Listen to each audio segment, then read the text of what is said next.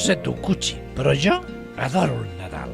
Sobretot m'agraden les nits amb tot de llumetes enceses pels carrers. Tens raó, són ben boniques, però de vegades els humans s'obliden que aquests excessos poden apagar la llum més bonica de totes, la llum de la Terra. Què vols dir? Que per produir tota aquesta energia utilitzen grans quantitats de combustible nuclear i també de carbó i petroli, que són l'origen dels gasos que estan calentant l'atmosfera. I què han de fer? Apagar les bombetes? No, per descomptat, però sí que poden fer les coses una mica millor.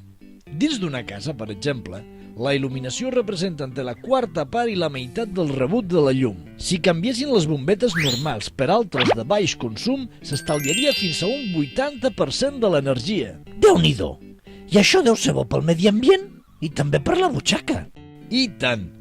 Les bombetes de baix consum són més cares, però com que duren més, s'ha calculat que al final de la seva vida útil poden haver fet estalviar fins a 60 euros. 60 euros?